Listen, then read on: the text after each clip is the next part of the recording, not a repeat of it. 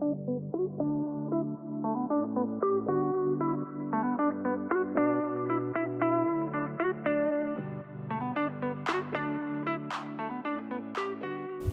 back to Laurie's Stories. I am your host, Laurie, and my co-host, Luann, is not here today. But I'm glad that you're here, and I would love to know what you did for Easter. I hope you guys had a happy Easter with your families. I would love to know some of your traditions, because I love traditions. I know that's kind of weird, right? I came out of a culture that was all about traditions. So you would think I would not like them, but I do. I believe that traditions can still be a good thing. And now we get to choose those. So my husband and I we kind of have we started a tradition, kind of little bit adopted it from the culture we came out of, in the fact that we gather around the table and I bake the good old-fashioned Amish white bread, probably about as unhealthy as it gets, even though it's homemade. White flour, yeast. My daughter made a loaf of sourdough, so we did have that too. And then I make the old-fashioned creamy, sweet peanut butter that we used to have for a church meal, with cheese, slices of cheese, and pickled beets, pickles. And it would vary. That meal would vary in the Amish. It was kind of what people wanted to do or what they could afford, honestly. But we like to do that once a year, kind of remembering where we came from. And then we also have communion together, remembering the body and the blood of Jesus that he shed for us, just like the Bible says we should, to remember, do this in remembrance of me. So we like to do that and do that as a family. It's a really sweet and special time together, and a tradition that we haven't always done that since we left the Amish, but it's something that we've started in the recent years, and now we're bringing the grandchildren in to be a part of that, and it's just so special. It's, you know, the dining room table is getting full, and sometimes somebody says, we're going to have to start a kids' table, but until we absolutely have to, I love having the children right there with us. Just, they are the next generation. They are the generation of tomorrow, so I want to have them right there in the midst of us. And they sat so nice and quietly through the story, and yeah, it's so cute. But anyway, today I am going to read to you a chapter from April, from my book, Joy in the Journey, 365 Whispers of Hope, which means there is a page and an inspiration for every day. Bits and pieces of our Amish story coming out of the Amish, our current life, and then it's all wrapped together with a Bible, with Bible verses and a prayer. If you're looking for a devotional, I think you would enjoy it. You can find it on Amazon. Joy in the Journey. I think I said that. Okay, so what I chose today is, it's April. It's in April, and it is titled, Let Him Carry You. So how are things going in your life right now? Are you in a season of smooth sailing on the mountaintop? Or are you in the valley and it feels hard and unfair? I told one of my clients this the other day. It's actually in the hard times that we grow, but only if we lean into it and learn what we can from the tough times. We become better and not bitter. I pray that we choose to become better, because bitterness can eat us from the inside out. My devotional this morning said, in the middle of the pain you didn't cause, the reality is we don't always know what is going to come in our life, but it can still be beautiful. And this comes from Lisa Turkest. She speaks from experience and has some excellent books on how to overcome heartbreak and disappointment. Perhaps you are in over your head with work and struggling with the everyday grind of life. There is help for that too, whatever you're facing. I don't know what it is for you. But Isaiah 40 verse 29 says, He gives strength to the weary and increases the power of the weak. Don't you just love that? Isn't that encouraging? He increases the power of the weak. What if we remembered that in the moment where we felt weak and like we can't do this, or we don't have the strength to finish today? But it says he increases the power of the weak. This hasn't been the best week for me either. Dealing with different issues and things like health, too much office work, and just feeling overwhelmed. Once again, though, I found God's grace is always sufficient. 2 Corinthians 12:9. We don't have to be strong every minute of every day. Let's remember to lean into God's strength and let Him carry us through the hard times. Whatever you are feeling or facing today, pause and give it to God. He has the best plans and the best answers for us. The prayer is, Jesus, teach us how to surrender quicker. Teach us how to invite you into our pain. Speak to us. Thank you for being strong where we are so weak. Thank you that your grace truly is sufficient. But do we believe that? Do we believe that He wants to become strong where we are weak? Do we believe that His grace is sufficient? I know for me it's easier to believe it some days than it is others. Kind of as life ebbs and flows, and depending what we're faced with, sometimes it's easier to ask questions, isn't it? Like why? Why do certain things happen? Why do certain things happen even if we prayed, even if we desperately wanted a different outcome? And we might feel our faith become weak in those times. But I don't think that alarms God. I think that's where He steps in and He's strong for us. That could be one example where He becomes strong where we are weak. And it's okay to tell Him. It's just okay to tell Him that we're feeling weak, like our faith is being shaken, like we don't understand, why did this happen? I prayed for the miracle, I prayed for healing, I prayed for this and I prayed for that, and yet I'm not seeing the answers that I want. Can be very, very discouraging and cause disillusionment even for some people. That's why I always like to remind us that it's okay to ask why, it's okay to ask the questions, and I believe we should, remembering that we don't want to stay there forever, because if we stay there too long and we don't get the answers we're looking for, it can just be more, it can eat away at our faith. So I think the better thing is eventually, after you've had your period of why, crying out, and then switch it to what? What, God? What is it that you want me to learn? What is it that you're saying? What is the triumph that you want to come out of this tragedy? And so one way that I like to do this, and I help my clients do this, is like help them figure out what they can and what they can't control. Because we all deal with difficult things. We all deal with difficult circumstances. It can look so many different ways, but we all have them.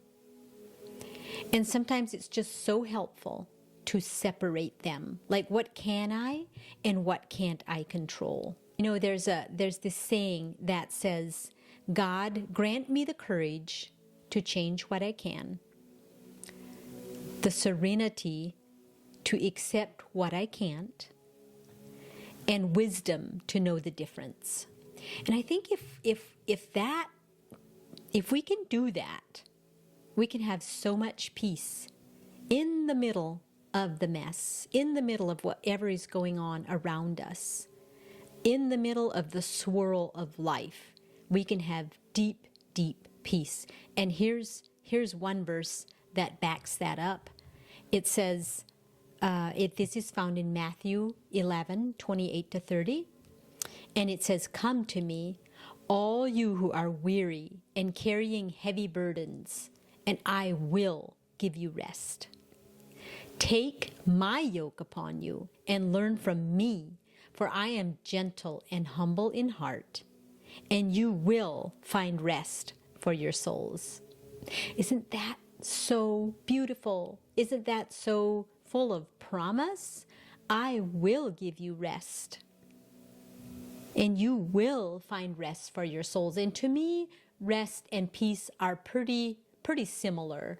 Like, because it's hard to have peace if you're not feeling restful, and it's hard to rest if you're not feeling peaceful. So to me, they're almost like one and the same. And he promises that he will give us that. He will give us that. So what is it today for you that you're dealing with? What looks impossible? What heavy burdens are you carrying? I know it can be any number of things. And I know that also sometimes we think ours is too minimal to talk about, or to even ask somebody to walk with us, because we compare it to maybe our neighbor or our friend who we think, well, but they are going through so much more. Why should I ask for help with this when mine is so minimal? And that's not being fair to ourselves. We all have something. And just because I compare mine to yours and it's not as big as what you're dealing with, or yours might not be as big as what I'm dealing with, it's not fair to minimize our own pain, our own struggle. I don't know who needs to hear that, but I just give you permission to feel your pain, to feel your burden. It's okay. A little bit later, I'll show you how to separate that. Is it yours to carry, or is it actually something that you can let go? So a couple things that, a couple unanswered prayers, I guess I could say, or in my natural mind, a couple prayers that didn't turn out the way that I had really hoped here around this community, and then in another community too, was a mother that she was diagnosed with a brain tumor probably close to 2 months ago, not very long at all, that her family had time to prepare for this. And she was actually a ex-neighbor lady that we did life community, really close-knit community life with for about 5 years, because we helped start a church with this family. And we lived right next door, and we did a lot of life together for 5 years. And for me, it's hard for me to grasp that she's gone. She is gone. She was diagnosed with a brain tumor and just went down so fast. And, you know, lots of prayer for healing for her, lots of hoping, wishing, believing, and yet today she has gotten to go and to be with Jesus, and we are still here. Another instance is a young dad that he got a terrible headache. One evening, he got a terrible headache. He went to bed and to rest, hopefully sleep it off or whatever, you know, like we do sometimes. And he never woke up again. He never woke up again. I think it was 2 weeks, at least 2 weeks. It turned into, you know, his brain started swelling, and he went into a coma. He never came out of the coma. Eventually, his brain didn't show any signs of life, so they literally had to take him off of life support. And I think that happened on Easter Sunday. So there's and this is from a couple that we know from church. Don't know them personally, but often when I was on the worship team, they were right there, right in the front, always as a family, always there worshiping together as a family. And they had just found out that they're having another little boy. And now, so quick, he's gone. He's gone. And the whole church was praying for him. Not just the church, but many, many people. And then sometimes you're just like, but he still got to go to heaven. And I choose to look at it like that. He got to go to heaven. Yes, we're heartbroken. His family is heartbroken. You know, in our natural minds, he was still so needed here. But those are the things we don't understand. Why some get to go and some get to stay with their families. I just always think that our loss is truly their gain. But it's hard. It is super hard for the people who are left behind, and it feels like unanswered prayers, and it feels like broken dreams for that family, and it is, It's beauty on one hand again, and tragedy on the other. Beauty for the one that get to go to heaven, tragedy for the ones who are left behind. But that is a part of life. That's a cycle of life, and we cannot control that. That is one of the absolutes that we can't control. We are all going to go that way one day. And the important part is to be ready when our time comes. That is what we worry about there. That is what the part that we have control over, to make sure that we're ready when our time comes. A couple things, so those were some of the heavier things this past week.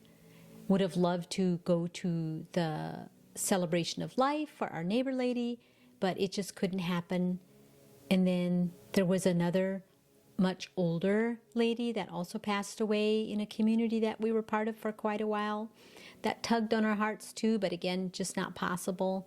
And it's okay. You just can't always go, but my mind was there a lot for both of those services, and condolences, just so many condolences. If any of the family happens to listen to this, we are truly, truly sorry for your loss. And we look forward to joining your loved ones together with our loved ones in heaven. Soon, probably soon.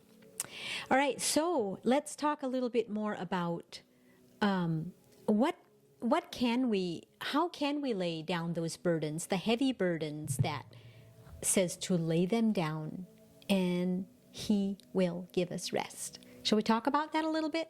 Shall I teach you a little secret? And you might know this already, but let's just pretend a little bit that we are in a therapy session right now. Maybe you want to grab a piece of paper and a pen. Maybe you want to do this later, and maybe you don't want to do this at all, and that is okay too. But I like to separate things. In fact, I called on one of my little prayer partners just this week, and I told her, will you just pray that I can separate things in my mind?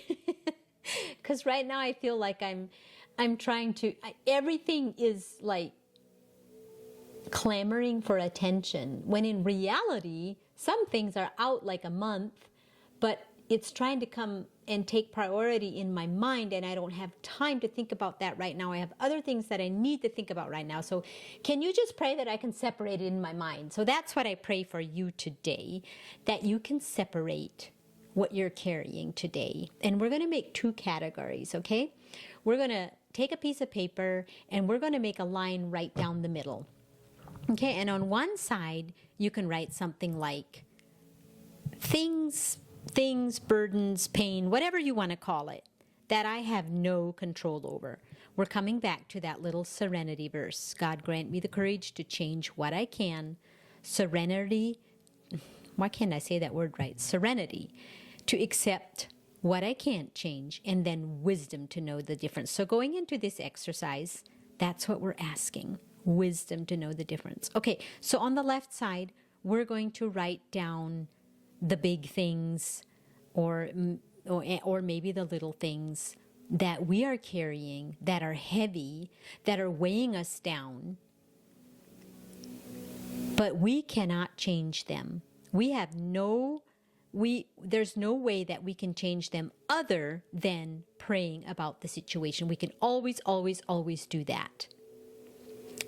But we know that even with prayer, the outcome isn't always what we want it to be.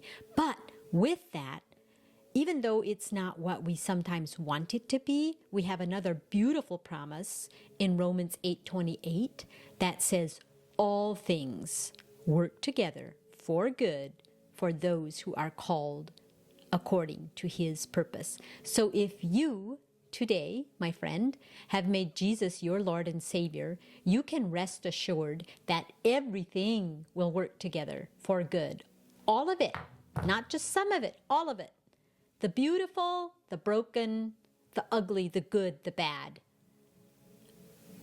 And again, the beautiful, because there is a lot of beautiful if we watch and we look for it. But it is all being worked together for our good, even when we can't see it, like the death of this young dad. I can't see the good in that. It makes absolutely no sense to us as humans. It makes no sense. And yet we have that promise. So what are we going to believe? Our human intellect? Or are we going to believe that all things will work out for good in the end? Okay? So let's come back to these columns, and we're going to write some things down. Like one thing that if I prayed, I and a lot of people prayed a lot for the young dad that died this week. So one of the things that I guess I could say that I was carrying this week was contending for his healing. So I could write that down, you know. But I'm going to surrender that. I am going to surrender that burden to God, because it's done. It's finished. I can't change that. I can absolutely not change that. Now maybe I can. You know, I will still do what I can in making life easier for his widow and for his children.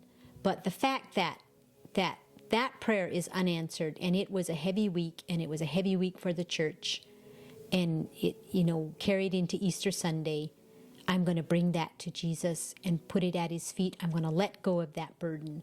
Let go of it, because I can't change it, right? What is it for you that you can't change? Do you have an undiagnosed or a diagnosed illness? Are you watching somebody suffer? And it makes you feel helpless. It makes you feel anxious and irritable, and like you just feel like, I should be able to fix this, but you can't. It's out of your control. It's out of your hands. I feel like it's those type of things that we need to bring it and let it go. Take it off of our back. Lay it down. Just let go and let God. Because did you know that not every burden is yours to carry? I had to learn that with being a counselor. I had to learn that when I walk out of this office, the things that I deal with have to stay in here. I cannot carry those out with me to the dinner table where my husband is waiting for me, or into the hot tub, or on a date night, or whatever. I can't carry that with me, because it becomes too heavy. If I try to drag everybody's struggles that they're dealing with, if I try to carry that with me all the time, I would crumble under the weight of it. So I'm learning. I want to say I've learned, but I'm learning to bring them to the feet of Jesus and say, Jesus, you, only you. And I still pray for them, and I still, you know, sometimes even stay in touch with them in between sessions when it's, you know, when I'm concerned. But for the most part, I have to surrender that, because I can't carry everything. You can't carry everything. So what are you carrying? What do you think it is that you are carrying today that is not yours to carry? I want you to really take some time and think about it. If you have a knot in your stomach right now or at any time, I want you to figure out what that is. I want you to take some time and figure out what that is.